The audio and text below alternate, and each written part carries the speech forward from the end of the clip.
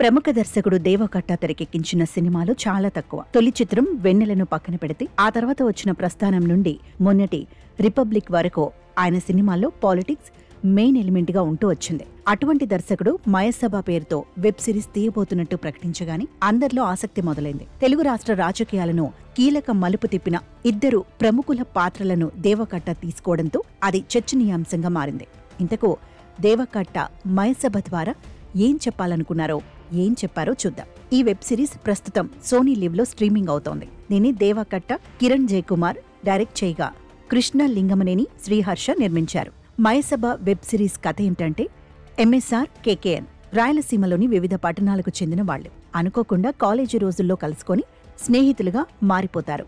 MSR faction కుటుంబం నుండి వచ్చిన డాక్టర్ అయితే, కేకేఎన్ రైతు కుటుంబం నుండి వచ్చి విద్యాధికుడవుతాడు. వీళ్ళిద్దరికీ రాజకీయాల్లోకి వెళ్లి ప్రజలకు సేవ చేయాలని, రాష్ట్ర ముఖచిత్రాన్ని మార్చాలనే కోరిక ఉంటుంది.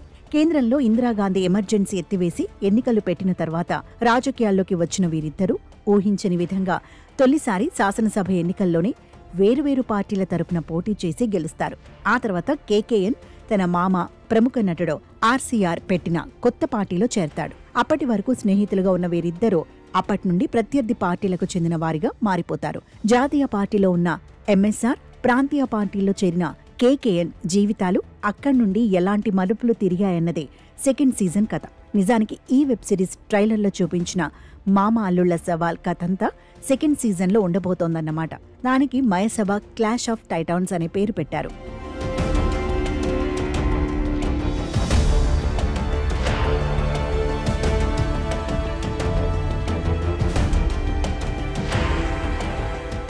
ముసుగులో గుద్దులాట లేకుండా చెప్పుకోవాలంటే దేవకట్ట ఈ వెబ్ సిరీస్ ను వైఎస్ రాజశేఖర్ రెడ్డి, చంద్రబాబు నాయుడు పాత్రలను బేస్ చేసుకుని తీశాడు. ఆ సమయంలో రాష్ట్రంలో ఉన్న కుల పోరాటాలు, ముఠా తగాదాలు, నక్సలైట్ల హింసాకాండ వాటికి ప్రాధాన్యమిచ్చారు. అప్పటి ప్రధాని ఇందిరాగాంధీ, ఆమె తనయులు సంజయ్ గాంధీ ఎమర్జెన్సీ సమయంలో, తదనంతరం ఈ రాష్ట్ర రాజకీయ నాయకులను ఎలా కీలుబొమ్మలుగా ఆడించారో చూపించారు.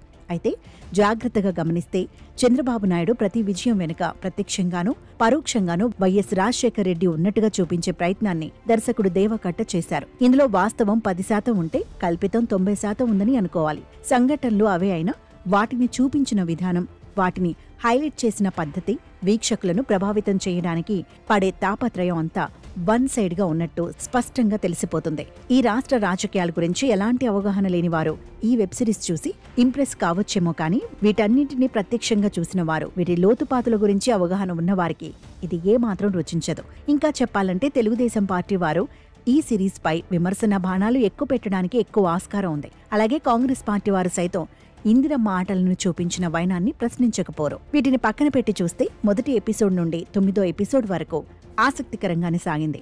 ఎక్కడా బోర్ అనేది కొట్టదు. రాజకీయాల గురించి అవగాహన లేనివారు నిజంగానే వీరిద్దరి జీవితం ఇలానే సాగిందేమోనని భ్రమపడే అవకాశం లేకపోలేదు. అదే సమయంలో ఇలా జరిగి ఉంటే ఎంత బావుండేదో కదా అనే భావన కలిగే ఆస్కారం ఉంది. ఆ విషయంలో దేవకట్ట సఫలీకృతుడయ్యాడు.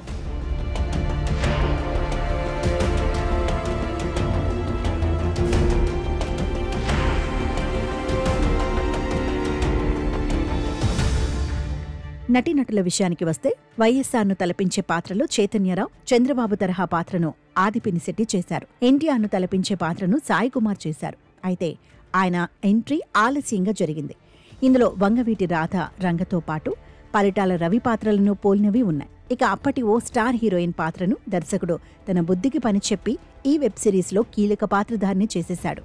ఆ పాత్రను తాన్య రవిచంద్రన్ పోషించింది. ఇతర ప్రధాన పాత్రలను శత్రు, రవీంద్ర విజయ్, శ్రీకాంత్ అయ్యంగార్, రఘుబాబు, భావన వళపండల్, చరిత వర్మ, మేకా రామకృష్ణ, సురభి ప్రభావతి, రూపలక్ష్మి తదితరులు పోషించారు.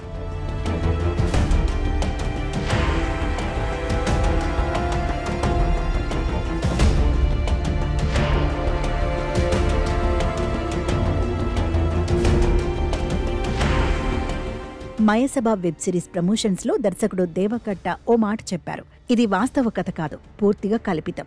తెలుగు రాష్ట్రాన్ని శాసించిన ఇద్దరు ప్రముఖ నాయకులు స్నేహితులుగా జీవితాన్ని మొదలుపెట్టి శత్రువులుగా మారితే ఎలా ఉంటుందనే ఆలోచనకు ఇది రూపమని అన్నారు.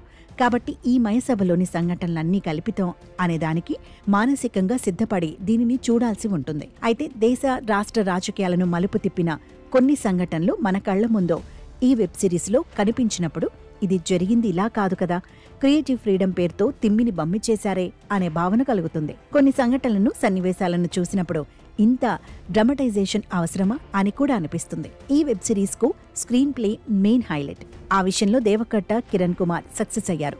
అయితే ఇది ఎంత కల్పిత కథ అని చెప్పినా కళ్ల ముందు జరిగిన సంఘటనలు కావడంతో ఆ రకంగా ఊహించుకోవడం మెజారిటీ వర్గాలకు కష్టంగా అనిపించక మానదు. అలా చూస్తే దీనిని మెచ్చుకునే వారికంటే విమర్శించే వారి సంఖ్య ఎక్కువగా ఉండే ఆస్కారం ఉంది. Let's see what will happen.